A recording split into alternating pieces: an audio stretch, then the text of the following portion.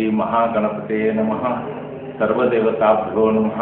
श्री ललितांबिका देवी नमः। श्री राजराजेश्वरी ललितांबिका प्रसाद फलसिद्ध्यर्थम सर्वे जनां सुखिनं भवन्तु निमित्त्यर्थम यथाशक्ति प्रार्थनां समर्पयामि। ओम श्री गुरुभ्यो नमः। श्री यंत्राबद्दल आज मी काय सांगतोय ते प्रत्येक जीवजंतूच्या काळजीचा विषय असतो हा जगामध्ये। महाशक्तीची उपासना करणं, देवीचे अनुग्रह घेणारे मनुष्याकरता फक्त ही पूजा नाही आहे, सर्व जगत कल्याण करता ही पूजा आहे।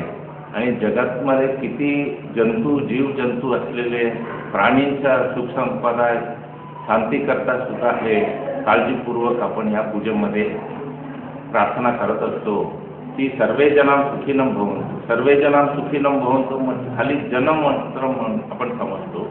सर्व जंतू जीवजंतू पण शांतीने त्यांच्या आहार विहारामध्ये अनुग्रहात राहावं। प्रपंचामध्ये जो जन्माला आलेला आत्मा आहे त्या आत्मा कसा याच्यात येतो आणि कसा जातो, कुठे जातो, हा विषय सगळं श्रीविद्यामध्ये येत असतो। आत्मविषयक आहे हे सगळं सांगणारे आपल्याला गुरूंशिवाय हे ज्ञान मिळत नाही। असं एकदम प्रपंचाचं रहस्य सांगण्याची विद्या ही श्रीविद्या आहे। प्रपंचामध्ये जीवजंतू मनुष्य त्यांचे जीवन त्यांचे राहण आणि जीव तो कुठं जातो कुठून आला हे सगळं सांगण्याचं रहस्य विचार अशा सगळं याच्यामध्ये ज्ञानप्राप्ती होण्याचा विषय श्रीविद्यामध्ये येतो। ते श्रीविद्यामध्ये रहस्य असल्यामुळे हा रहस्य विद्या आपण म्हणतात। या विद्यावर मंत्र यंत्र तंत्र सगळे असतात। याच्यावर मंत्र नसतात, याच्यावर तंत्र नसतात, याच्यावर मोठा मंत्र नाही आहे। याच्यापेक्षा श्रीविद्येचा उपभोग घेऊन याचा उपयोग करून करणारे देवी महाशक्तीची उपासनामध्ये प्रार्थना आणि विद्या हे सगळं शिकवणारे गुरु, चांगले गुरु भेटून त्यांच्याकडनं ही विद्या म्हणजे काय, याच्यात पूजन कसं करायचं, त्या कुटुंबामध्ये याच्यात अनुग्रह कसं होतात, प्रार्थना कशी असते, केव्हा केव्हा हे करायचं आणि का करायचं हे सगळे गुरु सांगतात। गुरु वरून सांगतील। आता मी पण तुम्हाला आता सांगायचं म्हणजे याचं तात्पर्य थोडक्यातच सांगू शकतो। जो या विद्येमध्ये येतो त्यांना हे रहस्य सांगू शकतो। उपदेश असतात, मंत्र असतात, तंत्र असतात, यंत्र पण असतात। श्रीयंत्र आपल्या घरी ज्या ठेवलो त्याचं सगळ्यांना प्रपंचाचं कल्याण करतात। हे त्याच्यात सगळे देवदेव अनुग्रहित असतात। महाशक्तीपासून ब्रह्मा विष्णू महेश रुद्र रुद्रायण सगळे देवतांची आराधना पूजा याच्यामध्ये असल्यामुळे एकच यंत्रामध्ये सगळी पूजा संपूर्ण होऊन जाते। हे गुरु शिकवतात। पण आपल्याला कळतं खाली यंत्र आहे, यंत्र म्हणजे काय, मंत्र म्हणजे काय, तंत्र म्हणजे काय, हे सगळं गुरूंच्याकडे रहस्य जेव्हा बसून शिकवू तेव्हा आपल्याला ह्याच्यात ज्ञान प्राप्ती होते। नुसतं मूर्तीला आपण दगड म्हणून समजणार आहे, मंत्राला नुसते अक्षर म्हणून समजणार आहे आणि गुरूंना मनुष्य म्हणून समजणार आहे। साधारण समजून जातात की गुरु काय मनुष्यच आहे, मंत्र काय नुसतं अक्षरच आहे आणि मूर्ती काय खाली साधारण पत्थर आहे, त्याची आहे सोन्याची चांदीची खाली मूर्ती आहे। हे नुसतं म्हणणारा दगड म्हणून म्हणणारा मूर्तीला त्यांना पाप विमोचन काही नसतं। याच्यामध्ये गुरूंना मनुष्य म्हणून समजणारा ना पाप विमोचन पाप कर्म करून ते परिहार सुद्धा काही नाही असं म्हणून जे गुरु भेटतात ते प्रत्यक्ष साक्षात सप्तजन्मापर्यंत आपल्याला बरोबर येऊन हे विद्यामध्ये सगळं रहस्य सांगून आशीर्वाद असतो, परंपरेला आशीर्वाद असतो। म्हणून ही विद्या गुरुकडनं करावी। हे श्रीविद्याचं मोठं रहस्य असल्यामुळे साधारणपणाने एकाच शब्दामध्ये आपण सांगू शकत नाही, कारण प्रपंचाचं रहस्य असतं। प्रपंच म्हणजे काय, सर्व ह्याच्यात उत्पत्ती स्थितीपासून काय काय आहे त्याच्यामध्ये आपण एकदम डीप मोठा सब्जेक्ट सायन्स असतो। हा सायन्सला मोठं सांगणारे सायंटिस्ट म्हणतात आणि गुरुमधनं हे करून विद्या सांगणाऱ्यांना डायनामिक टीचर म्हणतात इंग्लिशमध्ये विदेशमध्ये। ते पण याचा मोठा रहस्य करून प्रयोग करून याचा उल्लेख करत आहेत की या लाईनमध्ये काय आहे, श्रीयंत्रामध्ये लाईन्स काय आहे, त्याच्यात कशा आकार विकार आहेत, त्याच्यामध्ये काय रहस्य आहे, हे सगळं त्यांना शिकवणाऱ्याला आज कोणी मिळालं नाही आहे. त्यांना गुरु भेटला नाही आहे. त्यांना नुसतं बाहेरून यंत्र म्हणून समजलेलं आहे. ते विद्या शिकायला आज भारतात येऊन गुरूंना भेटून विदेशी लोकसुद्धा श्रीयंत्राची पूजा करण्याकरता प्रत्येक क्षेत्रात गुरु झुंबत आहेत. काशीला, रामेश्वरला, कन्याकुमारीपासून भारतात कोणते मुख्य पुण्यतीर्थ क्षेत्र आहे त्या क्षेत्रामध्ये शोधून काढून विदेशी लोकसुद्धा हे श्रीयंत्र पूजेमध्ये येत आहेत. हे आमच्या अनुभवी आम्ही केलेलं आहे आणि विदेशी लोकांना सुद्धा ही यंत्राची पूजा, उपदेश, मंत्रोपदेश सगळे दिलेले आहेत आणि फॉलोअर्स पण आहेत. पण भारतात ही विद्या एक धर्मार्थ याच्यामध्ये भिन्न झालेली आहे. हिंदू धर्माला जेव्हा आपला प्रश्न आला, अन्य धर्माच्या याच्यामध्ये जो दाब बसला, तेव्हा हिंदू धर्मामध्ये हे श्रीविद्याचं आपल्याला सांगणारे पण गेले, मोठे गुरु संत महाराज सगळे गेले. पण ग्रंथाच्या याच्यामधनं आम्ही उल्लेख काढून सगळं त्याचा रहस्याचा सगळा अर्थ काढून बघितला, ग्रंथाचा सगळा व्हेरीफाय करून बघितलं, तेव्हा पहिल्यापासून हे ग्रंथ आपल्या याच्यामध्ये आहे. श्रीविद्याचं यंत्राचं रहस्य खूप मोठं आहे. प्रथम महाशक्तीची देवी आहे, आदी माता म्हणतात आणि उत्पत्ती स्थिती मातृका मा म्हणतात. सगळं जीवजंतूला उत्पत्ती केलेलं, प्रपंचाला उत्पन्न केलेली देवी महाशक्ती देवी आहे. त्या देवीचे उपासना करून, आराधना करून प्रथम आलेले ब्रह्मा, विष्णू, महेश हे तिन्ही भगवान, त्यांची परंपरा संतती देवीकडनं उपासना करून, पूजा करून, त्याचे अनुग्रह घेऊन प्रपंचाला वाढवण्याकरता त्यांनी काळजी घेऊन जीवजंतू निर्माण केले. हे महाशक्तीपासून सुरुवात केली. ब्रह्मा, विष्णू, महेशकडनं त्यांनी दत्तात्रय गुरु महाराज, गुरु संप्रदायाचे आदी गुरु म्हणतात असे दत्तात्रयाने ही विद्या त्यांच्याकडनं घेऊन आपल्या प्रपंचात सुखी जीवनाकरता परशुराम मुनींच्या भेटीत यांना ही विद्या त्यांच्या गुरु महाराजांना दिली. परशुराम मुनीने त्याच्या मोठं कल्पसूत्र श्रीविद्याबद्दल लिहून परशुराम मुनीने श्रीयंत्राची पद्धती, पूजा, अनुग्रह, दीक्षा पद्धती सगळं लिहून मोठा ग्रंथ निर्माण, देवीच ग्रंथ आहे तो निर्माण केला आणि त्याच्या रहस्य सांगणारे आदी गुरु सगळे परंपरामध्ये खूप मोठे गुरु म्हणून गेलेले. त्याच्यामध्ये आपले आदी शंकराचार्य पण होते, त्यांचे गुरु पण परमपाद गुरु पण त्यांनी पण याच्यात उल्लेख करून लिहिलेला आहे आणि ललिता सहस्रनाम सगळं लिहिलेलं आहे या देवीच्या वर्णना. त्यांच्याकडनं आपल्याला हळूहळू अनेक गुरु प्रत्येक ह्याच्यामध्ये, प्रत्येक प्रांतात, काश्मीरपासून कन्याकुमारीपर्यंत भारतामध्ये हे श्रीविद्याचा अर्थ जाणून पूजा सुरू केलेली आहे. हे भारतात प्राचीन विद्या आहे. असे 4 ह्याच्यामध्ये गाणपत्य आहे, गणेशची कथा आहे. गाणपत्यमध्ये असे गणेशजीचे आवाहन करून पूजा करणारे असे 4 पद्धतीमध्ये मुख्य पद्धती श्रीविद्या पद्धती आहे. शाक्त संप्रदाय म्हणतात. शाक्त संप्रदाय म्हणजे देवीचे पद्धती, देवी संप्रदाय. देवीचे म्हणजे महाशक्ती पूजा याच्यामध्ये आलेली आहे. त्या महाशक्तीची पूजा आज आपण गुरु परंपराकडनं घेऊन हे केल्यामुळे आपण सगळे सुखी आहोत असा हा आमचा अनुभव आहे. आमच्या परंपरेमध्ये परशुराम कल्पसूत्राच्या याच्यातनं आजपर्यंत भास्करराय म्हणून तंजावरला होते मुख्य गुरु.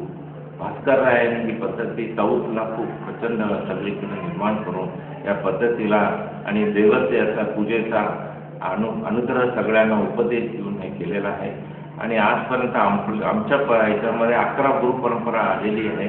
त्याच्यामध्ये बरेच विदेशी लोकांना जास्त हा अनुभव देऊन हे केलेलं आहे. पांडिचेरीच्या अरविंद आश्रममधले जे येणारे भक्त लोक सुद्धा रामेश्वरला येऊन श्रीविद्या हे करून प्रत्येकाच्या घरी श्रीयंत्र ठेवून ही पूजा करण्याला शिकण्याकरता रामेश्वरला पण 6 महिने, वर्षभर, 2 वर्ष राहून गुरूंच्याकडे राहून ती पूजा पद्धती, उपदेश घेऊन, अभ्यास करून पूजा पंचपर्व कालमध्ये करतात. आणि ज्या घरी हे पूजा माहीत नसली तरी श्रीयंत्र ठेवून पंचामृत अभिषेक करून रोज दूध, दीप, आराधना, निवेदन दाखवून ललिता सहस्रनामचं तुम्ही एक कॅसेट घेऊन वाचून कुंकुमार्चन करून ठेवलं तरी ते आपल्याला तात्काळ शांतता आणि घरामध्ये वातावरणात खूप फरक पडतो आणि कोणताही शत्रुबाधा निवारण होतो. घरामध्ये वाईट हवा वगैरे असते ते आपल्याला कळत नसतं. व्हायरस असतात ते व्हायरस पण सायन्स जसं मेडिसिन घालून बाहेर काढतो तसं हे मंत्रशुद्धीमध्ये घर शुद्ध होऊन जातं आणि घरामध्ये वातावरण मनुष्याच्या आत्मापर्यंत ते मंत्रध्वनी जाऊन शुद्ध करतात. विचार चांगले आणतात, संततींना चांगलं उन्नतीमध्ये आणतात आणि अपमृत्यू दोष निवारण होऊन पूर्ण आयुष्यामध्ये देवीचा अनुग्रह मिळतो. म्हणून ही श्रीविद्या श्रेष्ठ विद्या महाविद्या म्हणून श्रीयंत्राची पूजा भारतामध्ये आज करत आहोत. हे सगळ्यांना माहिती होण्याकरता अनेक रूपाने व्यापारिक दृष्टीने गुरु दृष्टीने सगळीकडनं हा फोटोपासून मूर्तीपासून स्फटिकामध्ये पंचधातूमध्ये श्रीयंत्र आणून त्याचे हे करतात. मुख्य म्हणजे स्फटिकाचे श्रीयंत्र करणारे कोण आहेत आपल्याला एक आश्चर्याची गोष्ट सांगतो. हे स्फटिकाचे यंत्र कोरून देणारे मुख्य कोण म्हणजे मुसलमान इस्लाममध्ये श्रेष्ठ लोक आहेत. ते कोणे काढून बरोबर श्रीयंत्र स्फटिकाचं करून देतात. ते एक विशेष बघा, त्यांना ही प्राप्ती कशी झाली, ही बुद्धी कशी झाली, हे रहस्य आहे. ज्यांना कल्याण करतात त्यांनी हे रहस्य दिलेलं आहे की कोणीही असो जीव आहे हा सुपिरियर आहे, त्याच्याकरता मी अनुग्रहित आहे म्हणून हे दाखवतात. त्याच्यामध्ये जातीभेद नसतो, कोणाकडे नसतो, पण विद्या श्रेष्ठ करून हे अभ्यास करणारे आणि पूजन करणारे लोक पाहिजे. शुद्ध मनाने हे पूजा केली तर कोणालाही विद्या प्राप्त होते, गुरु भेटतो. म्हणून आपण सगळ्यांनी गुरु भेटावा, या गुरुच्याकडनं श्रीविद्याचा अनुग्रह व्हावा आणि घरामध्ये हे संतती सगळ्यांना हे श्रीयंत्र पूजेचा अनुग्रह मिळावा म्हणून आम्ही प्रार्थना करून सगळ्यांना विनंती करून आज श्रीमद शंकराचार्य पुण्यतिथीच्या ह्याच्यामध्ये करवीर पीठ शंकराचार्यामध्ये आज प्रथम इथे आमच्यातर्फे आम्ही दोघांनी मिळून पती पत्नींनी पूजा केलेली आहे. उद्या पण ही पूजा आहे, सगळ्यांनी भेट यावं म्हणून विनंती. सगळे 12 शक्तीपीठ ते 12 याच्यामध्ये 52 पीठमध्ये श्रीयंत्राचं मुख्य आहे.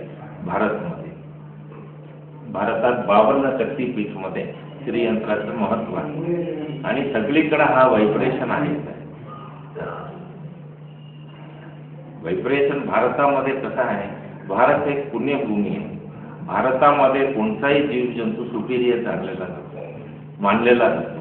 ह्याच अन्य बाहेरच्या भारताच्या बाहेर जो असा जन्म होतो त्याला एवढं मुख्यत्व दिलेलं नाही आहे. भारतामध्ये कोणताही जीव जन्मलेला आला त्या जीव जंतूला मुख्य पवित्र मानतात. आता आपलं एक उदाहरण, भारतामध्ये साप मारला तर सर्पदोष होतो, राहू केतू होतो, पुत्र संतान होत नाही, एवढं त्या सर्पाच्या जंतूला महत्त्व दिलंय. पण हेच इंडोनेशियाला सर्प रोज खातात, मारतात, त्यांना दोष नाही, कारण तो भारताच्या पुण्यभूमीच्या बाहेर आहे, जन्मलेला आहे. इतकं पवित्र भूमी आहे इथं काळसर्प दोष म्हणतो, दोषला शांती करतो त्याला. म्हणून असं अनेक पूजा विधी करून सर्पाला मारलं म्हणून पुत्र संतान सुद्धा आपल्याला होत नाही म्हणून विधी शास्त्रामध्ये लिहिलं आहे. ते भारताच्या बाहेर काहीच विधी नाही. भारतामध्ये खूप व्हायब्रेशन आहे, कारण हे महाशक्तीची पूजा इथं भारतामध्ये केलेली आहे. हे अन्य धर्मामध्ये पण करतात. पिरामिड आपण बघितलं असेल इजिप्तमध्ये, याच तात्पर्यावर त्यांनी रहस्य केलेले आहे. आणि पिरामिडच्या आतमध्ये कोणतीही व्यक्ती गेली ते वाईट होत नाही आहे. ते प्रेत असो मनुष्य असो सगळ्यांना ते व्हायब्रेशन मिळतं, म्हणून ते तिथं डिस्ट्रक्शन होत नाही आहे. असं ह्या पूजेमध्ये या व्हायब्रेशन असं आहे, कोणतेही डिस्ट्रक्शन नाही होणार, डेव्हलपमेंटच होणार असं इंग्लिश लोकांनी लिहिलेलं आहे. हावर्ड म्हणून मोठा वैज्ञानिक इंग्लिश पुस्तकामध्ये लिहिलेलं आहे श्रीयंत्राचं. असे ग्रंथ व्हेरीफाय केले तर आपल्याला खूप रहस्य मिळून जातात. असं आम्हाला आमच्या गुरु परंपरामध्ये मी पंडित नीलकंठ महादेव जोशी म्हणून होते, त्यांनी आम्हाला हे खूप अनुग्रह केलेला आहे. 40 वर्ष झाले आम्ही त्यांचा विवाह 40-50 वर्ष झालेला आहे. ते आता बोलतो त्यांचे घ्या. जय महादेव जोशी भास्कर रायाच्या पद्धतीमध्ये फॉलो होऊन आलेलो आहे. आता स्त्री विद्या म्हणजे हे काय म्हणून सगळ्यांना एक संशय आहे म्हणजे ज्यामुळे काय आपल्याला प्राप्त मिळतंय, काय आपल्याला हे लाभ आहे, हे सगळ्यांना म्हणजे असं आहे. हे त्रिविद्याच्या पूजामध्ये काय कारण आहे आपण, कारण सगळे आता काय आहे, लोक असं आहे काहीतरी सगळ्यांना गिव्हन टेक पॉलिसी झाली, काहीतरी मिळालं तरच त्याच्यामध्ये आपण जातोय. हे एक मी बघितलंय. सगळे आता सर्वांना मंत्र देताना पण ते म्हणतात हे मंत्र तुम्ही देतात की याच्यात काय लाभ होईल, ते मंत्र फॉलो करून 1 महिना जप करून नंतर येऊन मला सांगते काय मी रोज जप करते, काय होत नाहीये, भांडणं झालं, खूप भांडणं झालं घरात, असं तसं म्हणतात. म्हणजे काय त्याच्यात आपल्याला कशासाठी आपण हे मंत्र करतोय, म्हणजे हे तात्पर्य आहे. मंत्र आपण आपल्या आत्मासाठी करतोय. मंत्र म्हणजे हे बाहेरच्या खाली येत नाही. आपण मंत्र केल्यानंतर लगेच आपल्याला कुठून तरी धनधान्य आपल्या याच्यावरनं येईल असं आपण समजून घेऊ नये. एक काय मंत्र तर एकदम शंकराचार्यांनी सुद्धा आपण पुस्तकात वाचले, ते भिक्षुकी घेऊनच जेवलेले. ते स्वतः काही धनधान्य असं स्वर्ण हे सगळे आणून 4 प्रकारच्या वर्गाचे भाग येऊन खाल्ले नाही. ते रोज भिक्षुकी घेऊनच खाल्लेले होते. म्हणजे त्यांना एक दिवस एखादी बाईकडे काही नसल्यामुळे हे कवडाचे हे दिलेलं होतं, तेव्हा यांनी हे प्रार्थना करून महाशक्तीकडनं लगेच त्या आवळाचं, सोन्याच्या आवळाचं हे पाऊस पडलं होतं. म्हणजे किती त्याच्यातलं त्यांना शक्ती असून सुद्धा स्वतः करता त्यांनी 16च्या आवळा काय सोन्याचे घेतले नाही, स्वतः करता सोना चांदी काय वापरला नाही. शंकराचार्यांनी सुद्धा काय सोन्याचे अंगठी घातले, हिराचे हार घातले, तसे काही नाही. कारण काय, हे पूजा जग याच्यावर काय होते, आपल्या आत्माचं आपण कसं निर्माणे सगळे पॉलिश करतोय, सगळे आपल्या बांधव, आता हे मंत्र आपल्याला पॉलिश करतात, आपल्या आत्माला पॉलिश करतात. आत्माला पॉलिश केलं तर आपल्या काय होते, हे जग म्हणजे काय, आपल्याला एक जग हे माया असं हे परिणाम आपल्याला होते. हे घरातल्या काय नवऱ्याने बोलले तरी, मुलांनी बोललं तरी, असलं तरी नसलं तरी आपल्याला काय वाटते, हे काय सिरियस वाटत नाही. कोणी काय बोललं तर लगेच आपल्याला सिरियस वाटलं तर चिडवायला येते. म्हणजे आपण चिडून बोलतोय, मुलांनी काहीतरी बोलले तर नवऱ्याने काहीतरी बोललं तर लगेच आपल्याला आतमध्ये राग येते. पण हे विद्या कशासाठी, ते आपल्याला पॉलिश करते, आपल्याला मॉलिश करून एवढे आपण याच्यावर गेलेलं आहे. हे सगळं जग माया आहे, आपण याच्यासाठी जन्मलेलं नाही. आपलं हे जन्म आहे हे भोग्यासाठी आपण आलेलं आहे. हे काय आपण याच्या दुःख, हे संकट सगळे आपण भोगतोय, हे सगळ्या आपल्याला अगोदरच केलेलं आहे. हे याच्यात आपण बघूनच हे कमी करायला पाहिजे, नाहीतर आपल्याला कधी कमी होत नाही. हे काय होते, एखाद्या ऑफिसला गेले, एखादी क्यूमध्ये थांबावं लागलं, आपल्याला 50 माणसं पुढे असला तरी क्यूमध्ये आपण वेट करून थांबून, पाय दुखला तरी आपलं काम व्हायला पाहिजे म्हणून थांबूनच जातोय.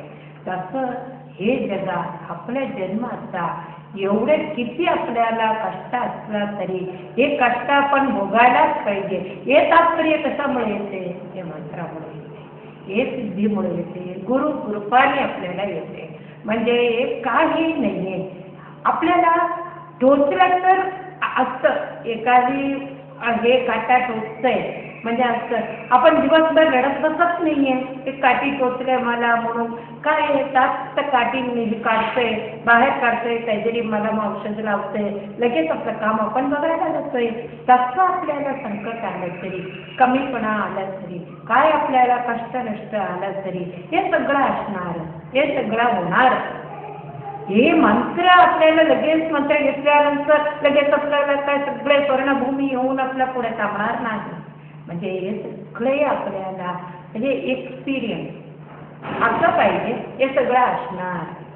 म्हणजे याच्याकरता आपण दिवसभर रडू नये.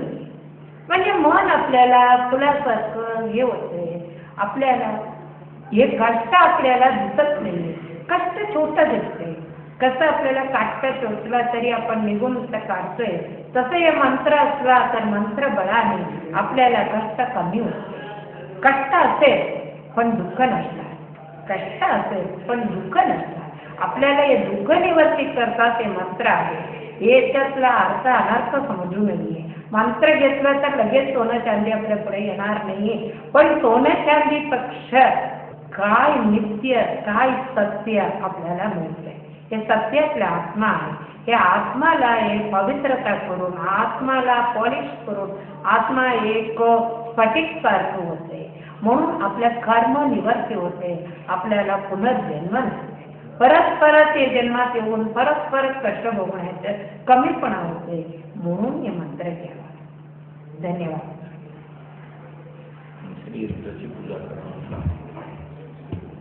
मंत्राबद्दल जे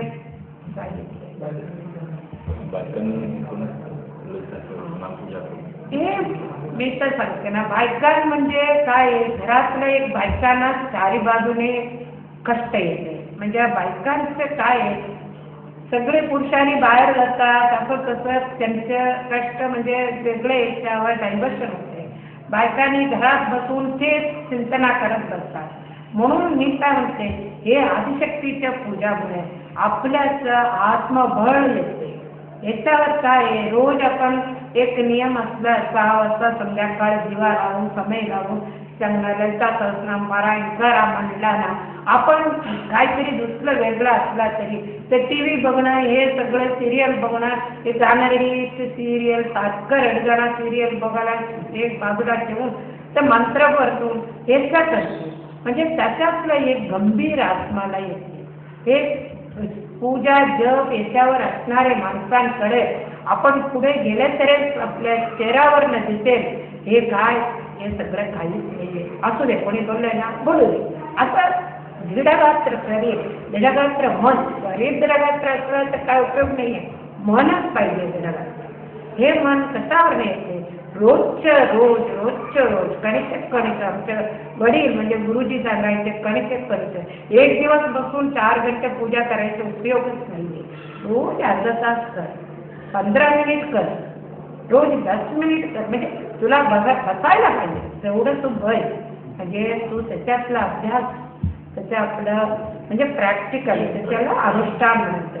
हे श्रीयंत्राच्या समोर आपण बसलोय ना, म्हणजे त्याच्यातच एक व्हायब्रेशन, त्याच्यात खूप म्हणजे अमानुष्य शक्ती त्याच्यातनं मिळते आहे. ते श्रीयंत्राच्या पुढे नुसते 5 मिनिट यंत्र नको, मंत्र नको, तंत्र नको, काही आपल्याला माहिती नसला तरी त्याच्या पुढे म्हणजे मी स्वतः अनुभव घेतलेला. काही वेळ नुसतं जाऊन बसलं तरी आपल्याला इतकं निवारण वाटतंय, मन इतकं हलकं होते. त्याच्यासमोर आणखीन बसावं. एक 5 मिनिट आपण बसलं तरी 10 मिनिट बसू म्हणून वाटतं. असं इतकं त्याच्यावर एक आकर्षणिक आहे. ते श्रीयंत्राचं ते एक आकर्षणिक आहे. देवीच्या मंत्रात इतकं आकर्षणिक आहे. आपण सोडलं तरी काही आपलं प्रॅक्टिस झालं तरी ते आपल्याला सोडणार नाही. आपण सोडू शकतो पण ती कधी आपल्याला सोडणार नाही. हे सत्य वाटतं. आपण सोडलं तरी ती आपल्याला सोडणार नाही. हे मी अनुभवित प्रॅक्टिकली मी भोगलेलं आहे. मी काय एक क्षणा मला अनुभव झालेला आहे. ती माझ्या जवळच आहे, गुरुमुखाने जवळच आहे. सारखं माझा प्रश्न असला तरी काय बोलू हे करते, प्रश्न बोलले तरी लगेच आपल्याला उत्तर मिळते की सारखं माझ्याकडे आहे. म्हणजे मला सोडून मी सोडलं तरी ती सोडणार नाही. झोपेत असलं तरी, जागृत असलं तरी, सुषुप्ती असलं तरी सगळं किंवा ही माझ्या जवळच आहे. म्हणजे आपल्याला आधार असताना आपलं एक गंभीर आहे. आपल्याला हे जग म्हणजे ते काहीतरी नाही, याच्यात काय हे नाही असं आपल्याला वाटतं. म्हणजे याच्यात खूप आपण जिंकू शकतो. हे विद्यामध्ये आपल्याला जग जिंकायचं एवढे आपल्याला प्रॅक्टिस. याच्यामध्येच ना सॉक्रेटिस वगैरे कसं जिंकलंय, त्याच्या मनातलं मनातलं बळ आहे त्यात पूर्ण परिपूर्ण मिळते. म्हणून घरोघर एक अनुष्ठान केलंय ना, म्हणजे घरोघर मी म्हणते हे सत्य वाटतं. हे आपले गुरु सांगायचे घरोघर आपण हे देवीची पूजा केलेला त्यात बाई कोण पूजा करतात, जे साक्षात देवी होतात. त्यांच्या समोर दुसऱ्याने गेलं तरी, कोणी त्यांच्या बोलायला गेलं तरी, भांडायला गेलं तरी ते भांडणार नाही. त्या कुटुंबात शांती मिळते. शांती मिळण्यामुळे सौभाग्य मिळते. हे विद्याच्या नावावर सौभाग्य मिळते.